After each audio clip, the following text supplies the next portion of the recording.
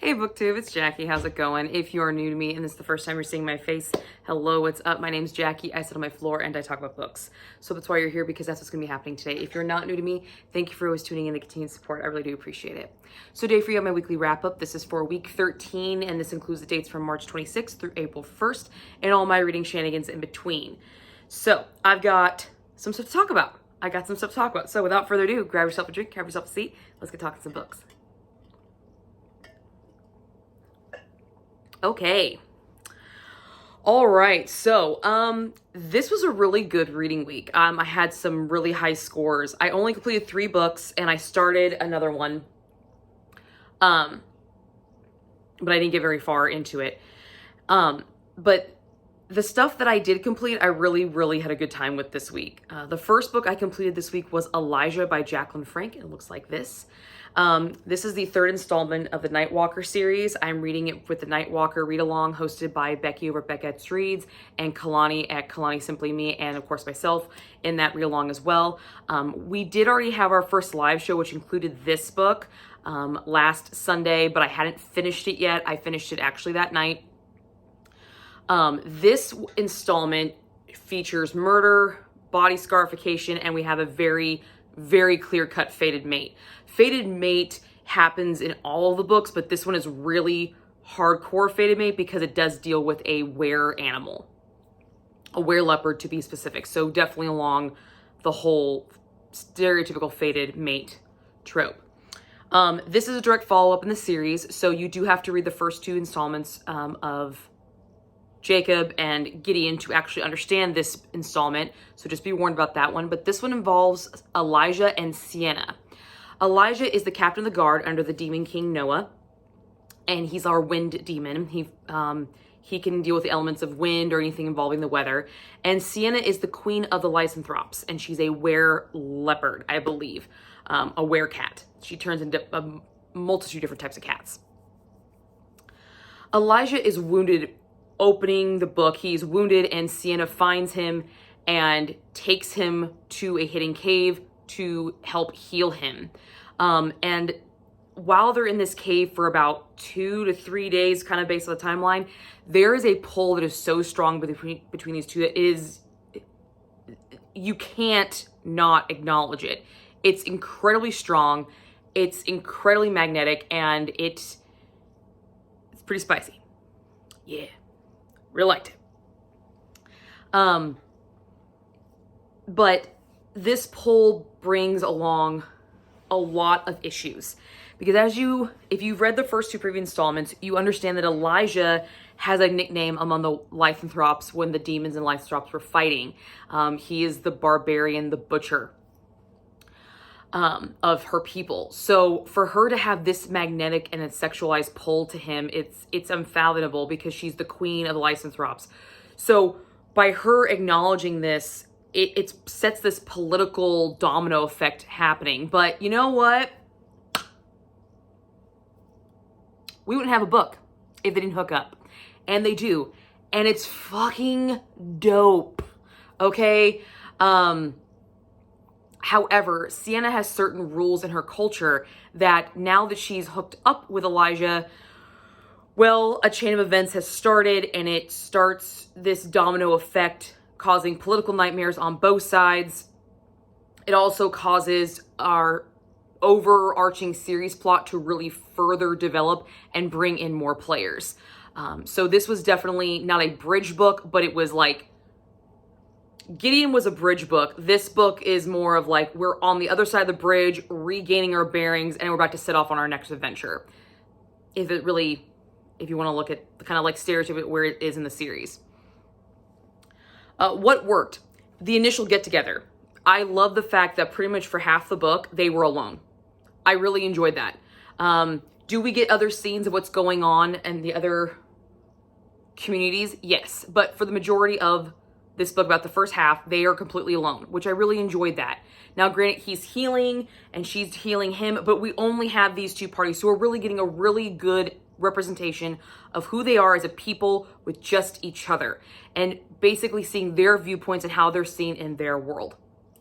And I really enjoy this kind of trope element where they're kind of stuck together. I don't want to say it's forced proximity because they're not forced to be there. They just, he's healing, he can't go anywhere. She can freely go where she wants.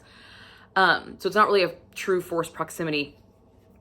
But I really enjoyed how Frank did this. I enjoyed the types of conversations they had, the conversations they had, but at the same time, the conversations they had were seriously laced with this, there's something going on, but neither one of us really know what's going on, but yet we do. It was a very weird comfort zone in this first part of the book. And then we get super sexy fun times, which is great. I liked that the overarching plot was further developed in this series. We got a major turning point for this series plot in this book. And I really, really enjoyed it. Excuse me. Excuse me. I really, really enjoyed that a lot. Because Gideon, yes, we got a major plot development, but it was fucking obvious. It was so obvious. This one, yes, it was a major development. Did I see it coming? Yes, but not just yet. So the placement was unknown to me and a surprise to me. And some of the things leading up to this big moment, definitely a surprise to me because I didn't see those times coming and those scenarios taking place. So I really enjoyed that this installment gave us a lot more to this series plot because the series plot's fucking dope. I really like this idea, but I needed more of it and I wasn't getting it in the first two installments. The first one was just this kind of small setup of it. Gideon was definitely a bridge over book with a romance thrown into it, with a very obvious scenario because it's already been set up in book one. This was really starting to flesh it out and give us kind of some purpose and some backstory and some tangible events that we could really look at as the reader and really start seeing down the pike what could be coming down. Possibility, multiple different types of possibilities are now open to us because of this major plot development for the series plot in this one. I like the compatibility of these two. He's the wind, and you can't tame the wind. You can't control the wind. She's a fucking shapeshifter, okay? And I love the fact that they put the one you can't tame, the crazy one, the wild one, with, you know, the animal. I liked it. It was a good matchup. I liked the way they bantered off each other. I liked the fact that they were both warriors in their own right and they could stand up for themselves in their own right, but yet they wanted to still protect each other. I love that Sienna was a badass warrior. She wasn't just a warrior. She was like legit, I can take you and I'll kick your ass kind of warrior. And I really, really enjoyed that. In and out of wear form, loved it. Loved it. We do get introduced to some new worlds in this installment. We meet a fairy. I think she was like a fairy, a siren. Sorry, she was a siren. We get introduced to some other paranormal creatures, which was really unique and kind of cool. I like that. I kind of hope we get to see more of them later on. And we also got further developments with this prophecy of the star child, the child of stars, child of galaxies and child of time, or child of space. Sorry, child of space and child of time. We got a further development with that theory in this one. So that kind of world was sort of introduced just a little bit more. We got a little bit more of it and I really, really enjoyed it. I loved the fight sequences in this book. There was a lot more fight sequences in this one than there was in the first one. And Elijah's power is fucking dope. Okay, he can materialize into the wind and he can like turn into the wind and then like reappear, and it's his fighting powers were dope. And I really, really like the magic system that he got to utilize, his power sets. I thought it was really, really interesting with that one a lot. And also we got to see more of the shapeshifters and the lycanthropes and how their world is kind of set up. We have a dual lycanthrop we got introduced to, which was really, really cool. So I'm still trying to figure out how they work out and factor in. So a lot of new elements that I believe will get used down further in the series got introduced in this book. So I had a really good fucking time with this one. However, oh, and it also didn't end with a baby. This is the first installment of the series that doesn't end with somebody being pregnant, which thank fucking God. You know, I don't have a problem with romances ending with babies, but a lot of romances do. And sometimes it just gets grating on your nerves. And you're like, really? And this being a series, having a book in the series that does not end with a child, I thought was great. I enjoyed that. I enjoyed the fact that maybe they talked about it, but they're both trying to think, like, can we even actually produce? Because we're two different species. You know, how are we going to do this? Like, how does this work? So I enjoyed that. But there were some things in here that didn't work. There is a lot of super sexy fun time in this one. There's a lot more than any other installment. However, these super sexy fun times are elongated to the point where they're obnoxious. So the first time our hero and our heroine hook up, I'm not kidding you, it's like a 25-page scene of just the description of them kissing.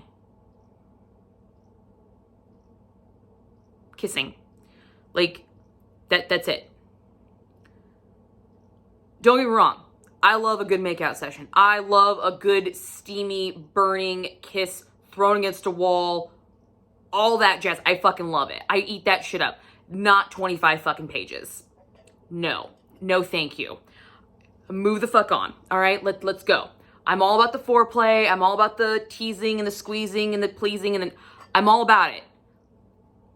But 25 fucking pages on a goddamn kiss? No. No. You need to move on. And it was like that for some of the scenes. When we do have some of the super sexy fun time scenes, the things she chose to elongate and stretch out were just kind of weird. I don't mind a long sex scene, but give me start to finish long sex scene, not here. I want to focus on, you know, taking your top off and then actually fucking you is like 2 pages. Really? I need some balance, okay?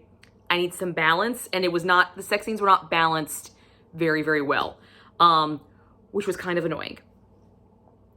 Again, this one has the same as the other 2 books, very predictable. You saw the hookup, you knew why the hookup was happening, you pick the next characters for the next book really fairly easily. The big twist, knew it was going to happen. I was surprised where it happened, but I knew it was going to happen. Their predictability factor did not go away in this installment. I don't think it's going to go away in this series. That's just the way the series is. And, you know, that's fine. Sometimes that's nice to have. But I just wanted to point it out in case you decide to read this, you're going to get predictability in this one. And, okay, so I will say that this was my favorite out of the 3 so far, is this one. I like Elijah. He's my favorite so far. I really like him. I like him a lot. I love Gideon as a person, but I liked Elijah's story. However, because they are alone for so much of the book, there's really not a lot of plot to this book. This book kind of suffers the same thing that Gideon did. The romance is there. It's a portion of the book, but it's a filler. The purpose of these books is to really get that overarching plot more developed. So Jacob is the only one that really the romance was the plot of the fucking story. These 2, Gideon and Elijah, they're like a subplot to the actual overarching plot. And Elijah, however, the problem is because they were alone for so long, their plot can only go so many ways because of kind of the rules and regulations that were put along with this imprinting component and this royal hierarchy component that Sienna has. There wasn't really much else they could do with it.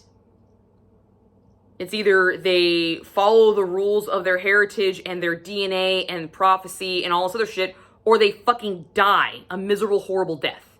Like those are your fucking choices.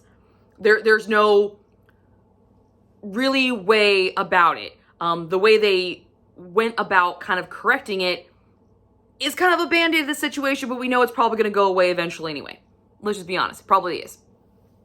Predictability. So this one kind of lacked an actual, like, plot. The plot for this one was really setting up and building the series plot line. It relied heavily on that series plot line, because if you took that series plot line out, this book wouldn't really have much meat to it, except a bunch of sex scenes that were very drawn out.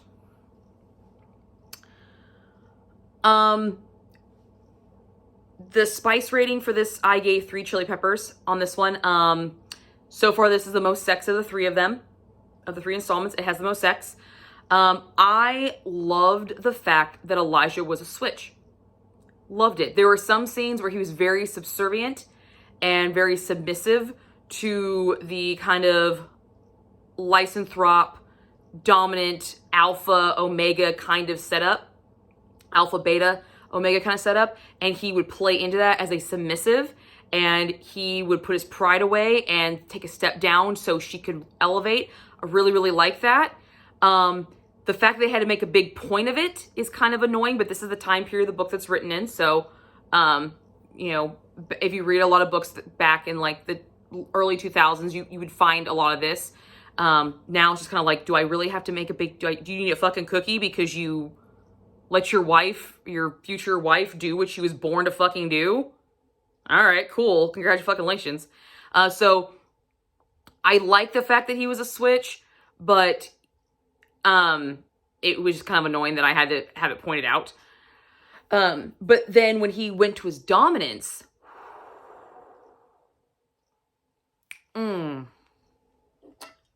Jackie likes a lot. Yeah. Yeah. I liked when he would do both and would flip on a dime. I thought it was very fitting for his character for him to be an either or and be confident and good enough in both roles to where you believe this is how he normally is. I really, really enjoyed that aspect with him a lot because he is the wind element. I felt that it very much reflected his character and worked with his character a lot. So I was very, very happy about that one. And speaking of wind, when I was talking about his powers, he's got some really cool powers and he incorporates them in the bedroom, which Gideon lacked, okay? Wind Demon over here decides to just like bloop, flip your clothes off, like a brush of a wind blows them all off, and you're just like, poof, we're naked now. I'm like, what? I love this wind stripping thing he had going on. I thought that was fucking cool as hell. I was like, sign me the fuck up. This is great. Loved it. Had a good time with this one. I believe I gave this one, let me double check. I'm almost positive I gave this one 4 stars. All the other ones I have given 3 stars. So far this is the highest rated one. The next book I completed was Deadly Gossip by Britnaee Nicole. It looks like this. I gave this 3 stars. I read this for the Smut Club, hosted by Cheyenne over That Tall Book Girl and McKay at Oh Hates McKay. This was the Smut Club book of the month for March. And this one features a workplace romance, married hero, Hollywood actor, kind of PR specialist, but she's an attorney. And she specializes in cleaning up things and hiding things from paparazzi. We also show assault, murder off page, and we have cheating in this one. So quick summary, we follow multiple characters in the story. It's not just Maddie and Duncan who are our main hero and heroine. We also follow Mrs. Scott, who is Duncan's wife, and Tyler, who is Maddie's roommate, who is a police officer. Maddie is an attorney who has been put on Duncan Scott's legal team to help with any legal things that are going on. And currently, some pictures have been leaked of his wife having an affair that his children found out about. So he's super pissed, okay? He's super pissed because these photos leaked and Maddie's job was to hide these so they didn't go into the tabloid rags. But that was a failed attempt and it didn't work. Maddie is known for being a fixer. She can fix things, she can make things disappear, make things go away. But because she couldn't make these pictures go away, that's what brings Duncan and Maddie into the same room, because Duncan is pissed and he wants to have a meeting with who failed. And as soon as he sees her, our story begins. The chemistry, the electricity between these two, it's there. It is fucking there. Okay? However, this is not just a romance. This is a suspense romance, a romance suspense. Romantic suspense is the word I'm looking for. And there is something else going on in this story, but you don't really know what it is because of the way the story was told, which was one of the things that actually worked in this book. Because of the way it was formatted and where she put some of these suspenseful elements in the story, it kept you engaged, it kept you turning the page, it kept you wondering what is really going on. And then by a certain point in the book, you're like, okay, I know what's going on, but who's fucking lying? Who's actually done it? What is fucking going on? Okay, the formatting of this book was on point. I really liked the way it was done. I felt at some times like I was playing Clue, which I had a really good time with because I love that board game. And I was definitely trying to figure out the twists. I was trying to see a twist before it happened because you know it's going to be there. You fucking know it's going to be there, and I wanted to guess it. And I'm going to tell you, I fucking didn't. I did not guess this twist, which a little unnerving for me, but I'm also very happy about because I wasn't able to guess it. And so there was no predictability element for this, so I was very, very happy about that. Duncan Scott. Holy shit. His dominance was fire awesome. Oh my God. So, without giving it away, there is a scene where some rules are laid out and he finds a loophole around said rules and basically tells her what she's going to do while doing certain things and while he's doing certain things. And just the way he comes off about it, the way he talks about it, just how completely smooth transition it is. Oh my God, it was nice. Oh my God, it was nice. Yes. It was so good. It was really, really nice. So his dominant character, I thought really, really worked. I liked Duncan's character through most of the book. He was a big plus point for me. Even with all the twists and everything that I found out, I still really liked him. So I had a really good time with him. And that was the other thing that really worked in this book. Not only is there one big twist, there are multiple twists in this book. Twists I did not see coming, and I was just kind of like, hold up, what? Oh, bitch, no. No, you did not. You did, and that was fucking brilliant. Thank you for that. That was great. I loved it. But damn you. Damn you, because I didn't see that one coming. Shit, I missed one. Like, I had so many points in this book where I was, yelling at the book. I'm like, oh my God, how did I not fucking see this? And then, of course, the big one's revealed, and you're like, oh, snappy snaps. Did not see that coming at the fuck all. Nicole, she definitely hid her twist elements really, really well. She did a really good job of doing stuff over here while you're looking over here. She did a really, really good job with it, and I was very, very happy with that one. However, there were some things that didn't work in this book. There was our character of Tyler. I was rooting for. I was. And then we find out kind of that he's kind of a douche. Tyler is Maddie's longtime best friend and roommate. And it is very clear that they both have feelings for each other, but they're not saying anything to each other. So I'm thinking, okay, maybe this is where our romance is going. And then I find out some stuff about him, and I'm just kind of like, you're kind of a dick. Wow. No. Maddie does not need to belong with you because you don't have a set of balls. No. I liked you. I felt for you, and then I found out all this other shit, and I'm like, no. You're spineless. You're spineless. You have no backbone. No, thank you. So I really wasn't a fan of that because I really enjoyed in the beginning, and then it was just the twist with him literally just washed everything fucking away. I'm like, obviously you were not that strong of a character for me if I can just completely twist my whole opinion of you 100%. Like, I'd rather him not even been in the book at that point. Because I don't really think what he did, there was no logical, legit reason it had to be there.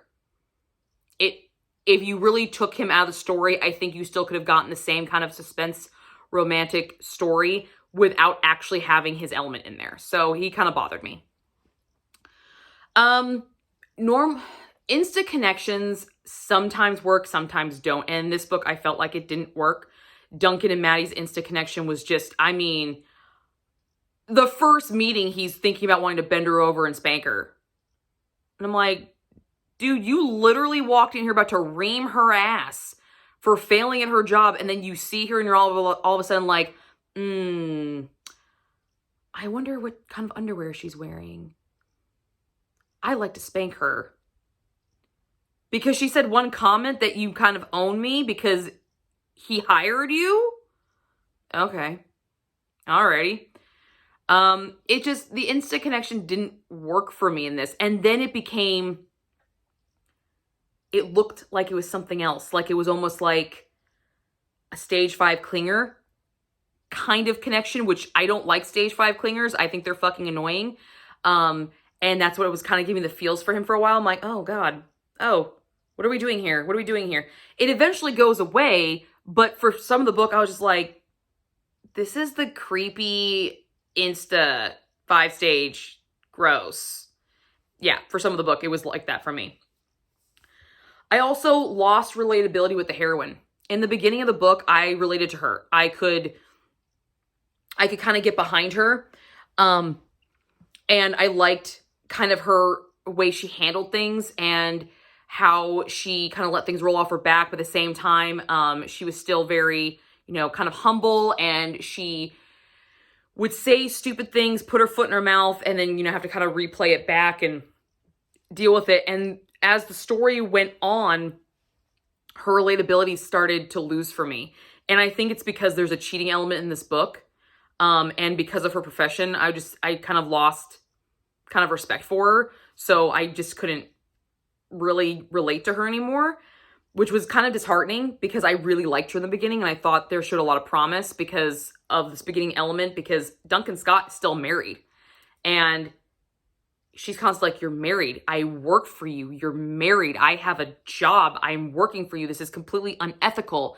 And then there's a point in the case where it's found out nothing has actually happened, but it's found out she had a window to step out and she didn't take it. And then all of a sudden it's okay. I was like, no, I'm okay. No. No. I kind of lost relatability with her. Spice rating, I gave this a 2 chili peppers. There were some graphic scenes. There was a nice phone sex scene, which was kind of nice. I enjoyed that. We did get some use of some toys during the phone sex scene.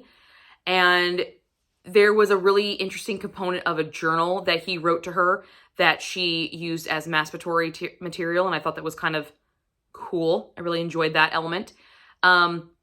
Very dominant language on behalf of Duncan. Had a good time with it. But all in all, there wasn't any, standout moments for me.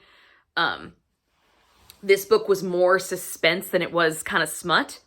But the suspense was really fucking good. Like, the suspense element of this book was really, really well done. And I really enjoyed that element a lot. So if you're looking for a good romantic suspense, this one's really good. But if you're looking for smut, this didn't give me the smut level that I needed for a smut book. The last book I completed was Heartless by Elsie Silver. It looks like this. I'm gonna straight up tell you, I gave this thing fucking 5 stars. I fucking love this thing. This thing was great. Great. This is the second installment, the Chestnut Springs series, and we feature some triggers for death of a parent, off-page, graphic sexual content with dominant style language. We have a single dad trope, nanny, workplace romance, small town romance, and rancher. We follow Willa Grant and Kate Easton. Willa is Summer from Flawless's installment. her best friend. And she's a fly by the seat of her pants kind of girl. She's a bartender. She just kind of goes with the flow, really doesn't put down any roots anywhere, just enjoying loving her life, being free, no strings, no, not tied down anywhere. Cade is a single dad and the eldest of the Easton boys. And he works the ranch that most of these stories take place on. He's the rancher who actually like handles the cattle and the horses and everything.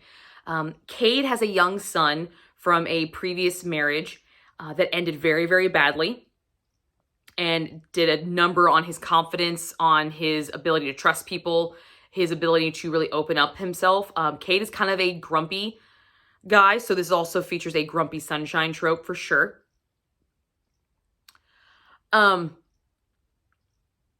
While trying to find a sitter, he's being extremely picky with his sitters, and anybody that shows any physical attraction to him is a no.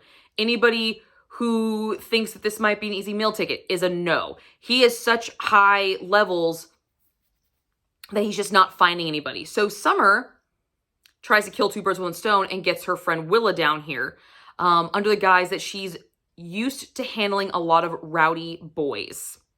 And that's how she phrases it. And Cade is kind of at his wit's end. He needs a sitter, so he agrees to hire Willa.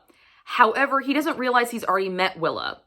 By chance, when Willa was down here, before they had their original meet, they met at a coffee shop where Willa dropped her wallet out of her purse, but also dropped black underwear that he happens to pick up.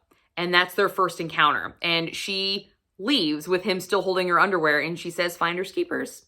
And so he still has her underwear in his back pocket as she's walking up to his house. And he's like, no, I'm not fucking hiring you. I have your underwear in my back pocket, which starts this huge chain reaction of jokes on behalf of his brothers and his future sister-in-law, Summer. But he ends up caving and letting Willa watch his son, because his son happens to come out that point in time and cracks a joke at his dad's expense, and Willa plays off of it, and they start immediately forming a bond. And Cade is not a stupid man. He realizes that his son likes her. And according to Summer, she has experience handling rowdy boys. Turns out, we know that she doesn't. So that becomes a thorn for a while. But then our story really sets off once Willow moves into the house and the ground rules are really set. And who's wearing the pants kind of comes out. Sometimes it's Cade, sometimes it's Willa, sometimes it's neither of them. So, what worked? The chemistry between Cade and Willa, off the charts. Fucking had a great time with it. So much fun. So many one-liners in this book. So many one-liners. Cade's character, in and outside the bedroom, I had a great fucking time with him. I love that he thought his first thought was his son, and that he cared about him so much, and he was being very responsible with him. But I also really liked bedroom Cade, because he was fucking fire. So many good things about him. Willa's character, Spitfire, never gives in. Always quick with a joke. Can hold her own, stand toe to toe. I fucking loved it. I loved her loyalty to Luke when she's formed a relationship with him. Luke is the son, and I loved her loyalty to Cade. I also love the fact that she owned her own sexuality and her own sexual freedoms. I really enjoyed that was brought out through her character, definitely in her inner monologues. I thought that was fucking fantastic. The banter between Willa and Cade, the banter between Summer and Cade, the banter between Cade and Rhett, the banter between Rhett and his other brothers, the banter between their dad. The banter between all of these characters was fucking dope. I had such a good fucking time with their conversations. I was laughing my ass off most of the time because they were so fucking good. I loved it. And then you want to bring even more talk, we have some really good dirty talk. Holy shit. When I tell you the dirty talk in this,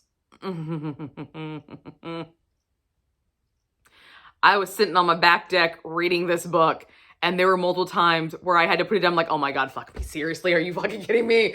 No, he did not just say that. Yes, he fucking did. This is awesome. Oh my God. So spicy. the dirty talk. It seriously elevated a lot of these scenes for me. I was just like, give me it all. Give it to me, because it's not just dirty talk. There was also humor, and there was emotion, and there was dominance, and there was submissiveness. There was everything thrown into this kind of talk, and I fucking just ate it up. I ate it up. I was so good. When I sat down and tried to think of what didn't work in this book, there was only one thing that kind of stood out to me, and it was in the beginning, Cade is very adamant about who will and will not watch his son for different reasons. And literally, the girl he picks is exactly what he didn't want, which is the whole purpose of the story. But he's so adamant in the beginning that it's like, no. And then because Summer said, oh, well, she has experience, here you go, he just kind of like kowtows and steps aside, and it's like, oh, okay. I don't feel like his character would have actually done that if this person really existed. But then again, we wouldn't have the story that we had. So that was my only kind of issue, is that he just kind of kowtowed really easily to Willa. But you find out that there's a reason for that in the story. The spice rating, I gave this thing 4 chili peppers. So much dominant language, so much dirty talk. I actually highlighted a few lines in this book. I really enjoyed it. The sexual tension was built and it was delivered. So we get a lot of tension in these banting back and forth between Cade and Willa. A lot of instances of it. And it was delivered when they finally physically got, oh, it was fucking delivered. And I was ecstatic about it, because that scene, that went right into the FTV bank. Right fucking there. That porch blowjob scene. Oh my fucking God. That was fucking priceless. And I fell in love with Willa at that moment. I was like, yes, this bitch is me. That's my girl. I love you. Love it. Which brings me to that ownership of sexual acts. I really liked that she brought this out, during her inner monologues of certain acts that have sometimes people find sort of demeaning. It wasn't to her. She was empowered. She was in control, because I'm like, that's what I fucking think. I have been saying this for years. And I was just like, thank God, finally. I loved it. Had such a good fucking time with it. There were so many great scenes, foreplay scenes, sexual tension scenes, sex scenes, so many fucking good ones. A lot of good ones in this one. This book was actually chosen as my viewer recommendation jar, so it will be getting a full book review when it's up. I will link it up here. And Deadly Gossip will also be getting a full book review, so I'll go into further details on all of those elements in that review as well, because it was the book picked for March to get a full book review. So that is what I got for you guys this week. Only 3 books, but they were all fun. They were all a good time. And I did start House of Sky and Breath this past week. I am like 80 pages into it. So I don't really have anything to say about it right now, except the first prologue. I had no idea who the fucking chick was. I was just like, I don't know who the fuck this bitch was. I'm like, did I meet her in the last book? I don't know. Sure. Okay, here we go. So I'm still plugging my way through that. But I will see you guys all soon with another video. Bye.